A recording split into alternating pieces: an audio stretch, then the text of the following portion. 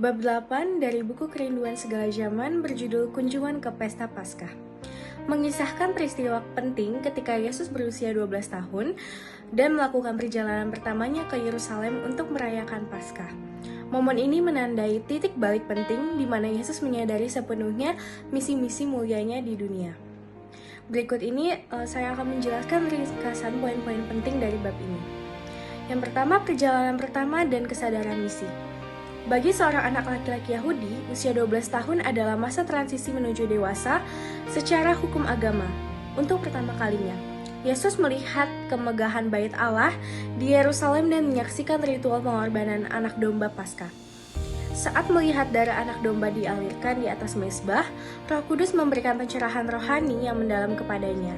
Yesus menyadari bahwa ritual-ritual tersebut adalah lambang dari dirinya sendiri, bahwa dialah anak domba Allah yang kelak harus mati demi menghapus dosa umat manusia. Selanjutnya, berdiskusi dengan para rabi di bait Allah. Setelah perayaan Paskah selesai, Yusuf dan Maria pulang bersama dengan rombongan dari Galilea. Namun, Yesus tetap tinggal di Yerusalem. Dia pergi ke pelantaran di sekolah para rabi, ahli-ahli Taurat, dan duduk di sana untuk mendengarkan serta mengajukan pertanyaan. Cara Yesus bertanya dan menjawab itu sangatlah unik. Yang pertama, bukan untuk menguji, Yesus tidak datang dengan kesombongan untuk mendebat atau mempermalukan para rabi. Pertanyaan yang tajam, Yesus mengajukan pertanyaan mendalam mengenai nubuat-nubuat tentang Mesias yang menderita dan mati. Hal ini selama ini diabaikan oleh para rabi, karena mereka hanya mengharapkan Mesias yang datang sebagai raja penakluk politik. Selanjutnya, terang kebenaran. Melalui pemahamannya yang murni kitab suci, Yesus menyiapkan kebenaran rohani yang membuat para rabi terkesima dan kagum akan hikmatnya. Yang ketiga, kepanikan Yusuf dan Maria. Sementara itu, Yusuf dan Maria telah menempuh perjalanan pulang. Selama sehari penuh sebelum menyadari bahwa Yesus tidak ada di dalam rombongan, mereka sangat panik dan dipenuhi rasa bersalah karena kelalaian mereka dalam menjaga anak yang telah dititipkan oleh Allah. Mereka segera berbalik dan mencari Yesus di sepanjang jalan menuju Yerusalem selama 3 hari.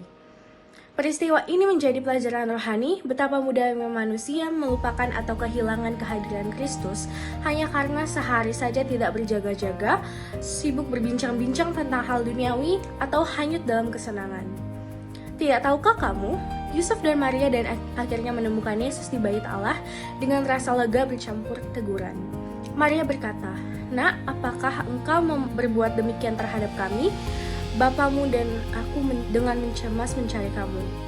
Yesus menjawab dengan kalimat yang menunjukkan kesadaran penuh atas identitas dirinya. "Mengapa kamu mencari aku? Tidakkah kamu tahu bahwa dengan lembut mengoreksi kata Bapamu yang diucapkan Maria?"